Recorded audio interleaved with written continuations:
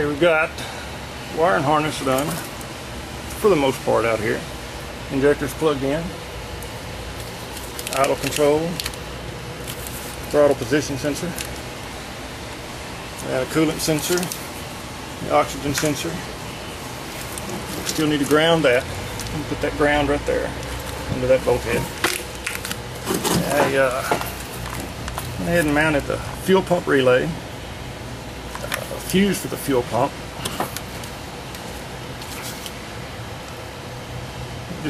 I use self-tapping, self-drilling screws. And make sure they're pretty short. You don't know what's behind there, and you'll start drilling into a mode door or a duct or something and cause some problems when you try to use your heater or something. And this wire is going to go straight down to our fuel pump down there. That's where it'll get its power from. We're going to incorporate that in the existing wiring harness for the vehicle, just so we don't end up with an extra bunch of wires hanging around. Also, these wires will go over. The orange wire here is for a constant battery voltage, so we'll hook that right there. This other one goes on the output side. It wants it to have power when you're trying to start it.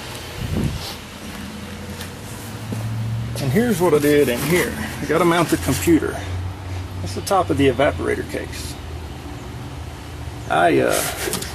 It's Velcro. I put 2 strips of Velcro here. They're in here. And we're going to push this in here.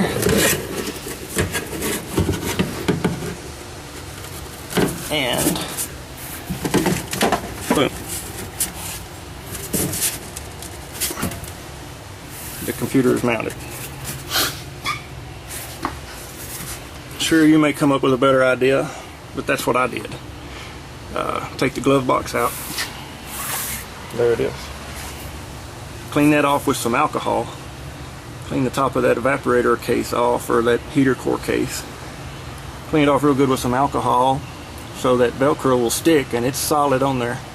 And then stick 2 strips on the module, and there it is. So all I got to do is plug it in. Here's the connectors for it that I ran from outside under the hood. There's the fuse box, and then the OBD1 connector. I will mount it here. Mount the OBD connector right there. These wires will go to a check engine light. I'll have to fabricate something there. I had to put just a light bulb here that'll come on. If he'll know that if that comes on, that there's a check engine light. So we'll see how that goes. That's what I did. That was my idea. Okay, this is where I mounted the OBD connector. These are the lights, wires that go to the check engine light. That's next. We got the OBD1 connector, and up under here is the fuse box.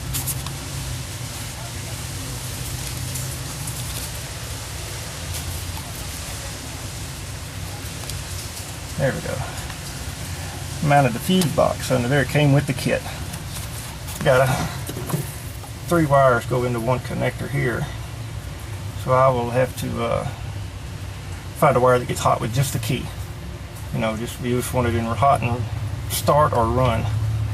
And then it came with a connector. We'll connect it to that connector right there, and that'll heat that fuse box up.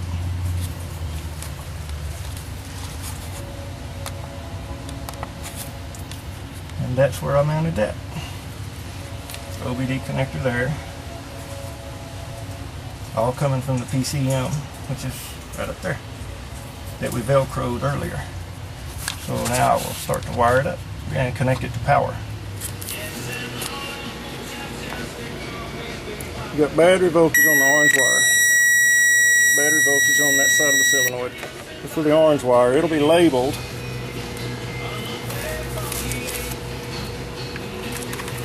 Will be labeled direct battery power. That's the orange wire. Purple wire goes to the opposite side. Goes to the opposite side of the starter solenoid. It'll be labeled starter solenoid. Starter solenoid. The white wire says tap connector. Right there. It's the white wire. Very crucial to this operation. Hook the white wire to the negative side of the coil. Now here I'm dealing with an aftermarket coil. The original coil went right here on the side of the block, but we have an aftermarket. Principle's still the same. You got a power side, and the key's on. When the key's on, this one here will get hot. This one is pulsed by the computer, or by, mild correction, it's pulsed by the Hall effect switch in the distributor. You need that pulse on this white wire, and it tells the computer that the coil is firing. Also allows the injectors to pulse. Without this wire, without this white wire to the pulsing side of the coil, the injectors will never fire. So make sure that white wire is connected to the negative side of the coil. Other than that, once that's hooked up, when you spin the key over, it'll immediately start injecting, pulsing the injectors. The injectors will pulse every time the coil fires. So the coil fires for every cylinder. So for every cylinder fire, the injectors will pulse one time.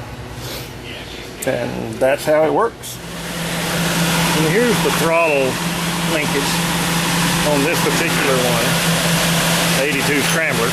It came with this, only it had these ends. Well, that was too long. Well, those unscrewed from the original. So I got a piece of all thread. We'll just put a jam nut on it. Screw those on each end. And get it the length you want it. I tried to put a piece of rubber tubing on this to dress it up a little bit, but it ended up getting in a bind with a bolt head for the EGR valve, so we had to take the rubber strip back off. But this works perfect. So if you happen to be doing one of these, this is an 82 Scrambler with a 4.2. You end up doing one of these and the throttle linkage doesn't want to fit. This is how you fix it.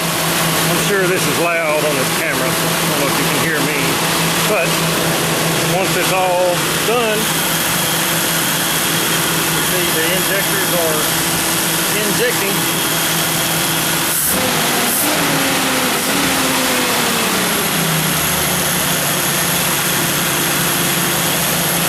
It's great. We also had a few issues with the ignition control modules, but we determined that that was not any way whatsoever related to the fuel injection system. There it is. Working, we're going to button up some wires and secure everything. Fill that hole in. That's how it works. It's idled up a little high right now because it's cold, and it'll have to relearn. It'll learn an idle speed after several key cycles, and it'll idle it down to 700 or so RPM. Pretty neat.